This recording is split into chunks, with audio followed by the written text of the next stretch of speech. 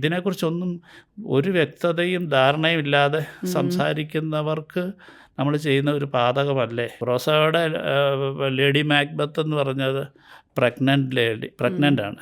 പക്ഷേങ്കിൽ ഷേക്സ്പിയറുടെ അവർ പ്രഗ്നൻ്റ് അല്ല. അപ്പം പിന്നെ ഞാൻ ഇത്രയൊന്നും ചെയ്തിട്ടില്ലല്ലോ. ഈ നജീബിൻ്റെ ആടുജീവിതത്തിൻ്റെ ഒരു ഇമ്പാക്റ്റ് നമ്മളെ കാണിച്ചു തരുന്നതിനൊക്കെ കൂടുതൽ കോൺസെൻട്രേഷൻ എനിക്ക് തോന്നുന്നു ഡെസേർട്ട് ക്രോസിംഗ് തന്നെയായിരുന്നു. അത് ബോധപൂർവമായിരുന്നോ? കാരണം ഇയാളവിടെ അനുഭവിക്കുന്നത് കൂടി നമുക്ക് കുറച്ചുകൂടി അനുഭവേദ്യമാകണം എന്ന് തോന്നിയിരുന്നു. ഇല്ല, ഇത് നമ്മളിപ്പോൾ ഒരു ചോദ്യം എന്നുള്ള രീതിയിൽ വളരെ കറക്റ്റാണ്.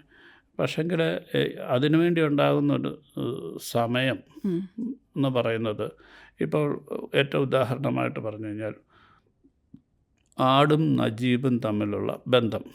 പുസ്തകത്തിൽ ആടിനെ പോച്ചക്കാരി രമണി എന്ന് വിളിച്ചു അദ്ദേഹം ഈ ആടുമായിട്ട് സല്ലപിക്കുന്നു, അല്ലെങ്കിൽ അയാളുടെ കാമം അവളിലേക്ക് എത്തിക്കുന്നു. മോഹൻലാൽ ശങ്കരാടി EMS എന്നൊക്കെ പറഞ്ഞുകൊണ്ട് ഇതൊന്ന് വിഷ്വലൈസ് ചെയ്ത് നോക്കിയേ. മോഹൻലാലിനോട് ആടാന്ന് പറഞ്ഞുകൊണ്ട് സംസാരിക്കും. ആൾക്കാർ ഭയങ്കരമായിട്ട് റിയാക്ട് ചെയ്യത്തില്ല. എന്തൊരു ഒരു അരോചകമായ ഒരവസ്ഥയായിരിക്കും. ഇതിനെ ഞാൻ കണ്ടിരിക്കുന്നത് ഈ ആടുമായിട്ടുള്ളൊരു ആത്മബന്ധത്തിനെ വളരെ സൂക്ഷ്മാംശമായിട്ട് ചിത്രീകരിച്ചിരിക്കുന്നതാണ്. ഇയാൾ ഇടികൊണ്ട് വീണ് കിടക്കുമ്പോൾ ആടുകൾ ചിതറിപ്പോയപ്പോൾ ഒരു കുഞ്ഞാട് വന്നിട്ട് അയാളുടെ അടുത്ത് വന്ന് കരഞ്ഞുകൊണ്ട് ബാക്കി ആടുകളെ വിളിക്കുമ്പോഴും അത് തിരിച്ചറിഞ്ഞിട്ട് ആടിനെ കെട്ടിപ്പിടിക്കുന്നത്. അപ്പം ഇത് മറ്റൊരു തരത്തിലാണ് എനിക്ക് വർക്ക് ചെയ്യാൻ.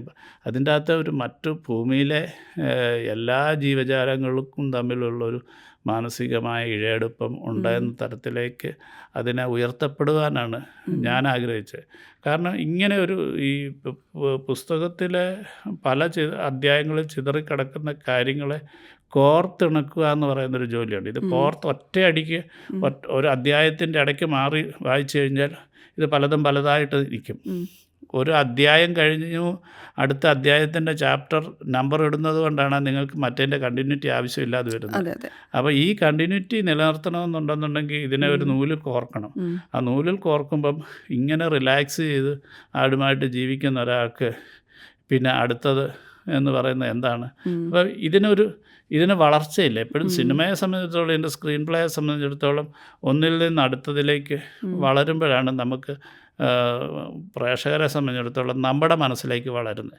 അപ്പോൾ ഇപ്പോൾ ഉണ്ടായ അനുഭവത്തിന് ഇപ്പം നമ്മൾ തമ്മിൽ ഒരു വഴക്കുണ്ടായെങ്കിൽ ഇതിൻ്റെ വേദനയും പ്രയാസവും നമ്മൾ ഒരാൾ മാറി നിൽക്കുമ്പോഴാണ് ക്ഷമി മാറി നിന്ന് അങ്ങേരെ എന്നെ ചീത്ത വിളിച്ചു എന്ന് പറയുന്നതിൻ്റെ ഒരു വിഷമം കാണിക്കുന്ന ഒരു സീനിലായിരിക്കും ഇത് പ്രേക്ഷകരെ സംബന്ധിച്ചിടത്തോളം നിങ്ങളുടെ കൂടെ ആകുന്നതും എന്നോട് ദേഷ്യം തോന്നുന്നതും ഒക്കെ ചെയ്യുന്നത്. അപ്പം ഇത് നമ്മൾ തമ്മിൽ വഴക്കുണ്ടാക്കിയിട്ട് അടുത്ത വേറൊരു അപ്പുറത്തൊരു തമാശയാണ് എങ്കിൽ എങ്ങനെ ഉണ്ടാവും? അപ്പോൾ ഇതൊക്കെയാണ് ഈ സ്ക്രിപ്റ്റിനെ എനിക്ക് ഭയങ്കരമായിട്ടും എങ്ങനെയാണ് ഒരു ഇതിൻ്റെ ഒരു സ്ക്രീൻ പ്ലേ എന്നുള്ളതിനെ വെച്ച് കുട്ടികളുടെ അടുത്തൊക്കെ പറഞ്ഞു കൊടുക്കുക. അങ്ങനെയല്ല ഞാൻ അനുഭവിച്ച കാര്യങ്ങൾ. അപ്പോൾ ഇതിനെക്കുറിച്ചൊന്നും ഒരു വ്യക്തതയും ധാരണയും ഇല്ലാതെ സംസാരിക്കുന്നവർക്ക് നമ്മൾ ചെയ്യുന്ന ഒരു പാതകമല്ലേ. ഇതൊന്നും അറിയാതെ അല്ലെങ്കിൽ അബദ്ധം പറ്റിയതാണെന്ന് വിചാരിച്ചുകൊണ്ട് പറയും. ഞാൻ എൻ്റെ അടുത്ത് ഇതിന് അഡാപ്റ്റഡ് സ്ക്രിപ്റ്റിനെ കുറിച്ച് പറയുമ്പോൾ ഈ മാക്ബത്തിൻ്റെ വേറൊരു വേർഷനാണ് ത്രോൺ ഓഫ് ബ്ലഡ് എന്ന് പറഞ്ഞുകൊണ്ട് ക്രോസോയുടെ ഒരു സിനിമ.